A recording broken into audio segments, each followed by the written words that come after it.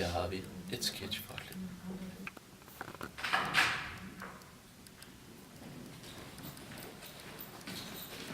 Ja.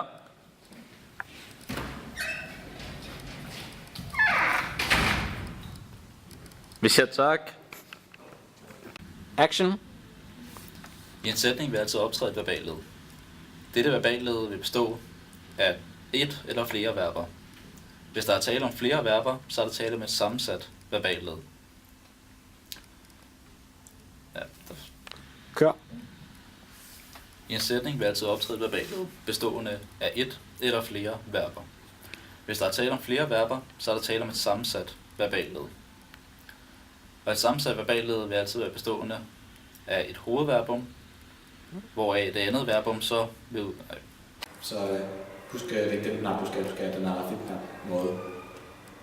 Er du i gang med filmen? Det er jeg filmet 2 minutter nu, Thomas. Godt sagt. Så på engelsk, der har vi... Tak. Prøv igen. Action.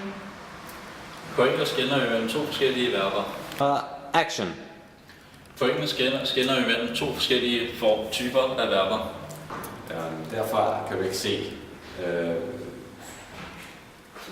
hvordan et uregelmæssigt verbum vil blive bøjet ud fra grundformen. Det kan det derimod fra et regelmæssigt verbum. Og jeg tænker, at vi cutter den der, fordi der er fucket lidt op. Ja, okay. Prøv lige igen. Og hovedverbet vil altid stå til sidst i sætningen. Action. I en sætning vil altid optræde et verballed. Et verballed vil være bestående af... Klar. Kør. I en sætning optræder altid et verballed. Et verballed... Sorry. De fleste verber på engelsk er hovedverber. Kan kun fungere som hovedverber. Men de mest udbredte verber, dem man benytter mest, bøjes ofte uregelmæssigt. De fleste verber på engelsk er hovedverber. Det er det, jeg skal sige. De kan kun fungere som hovedverber. Det kører altså ikke lige for dig. Okay, prøv igen. Hvad er vi? Så action. Action. Kør. Ja, du skal være. Okay, der er en her. The RMS Titanic was a British passenger liner that sank in the North Atlantic Ocean. Jeg sagde den rigtigt. Prøv igen.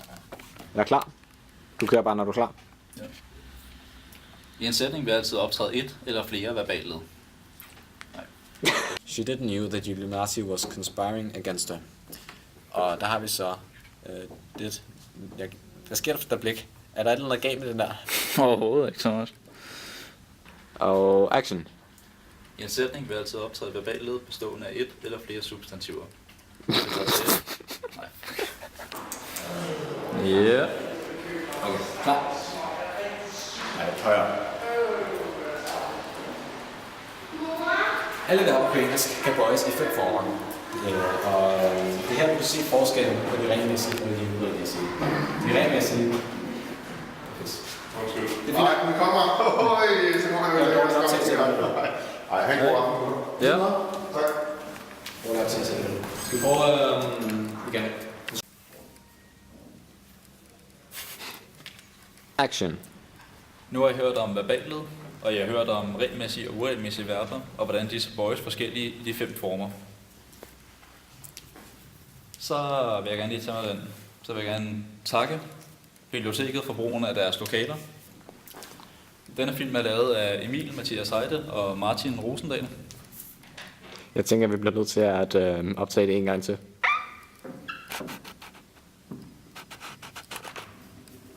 Det mener jeg rigtigt. Kig herover.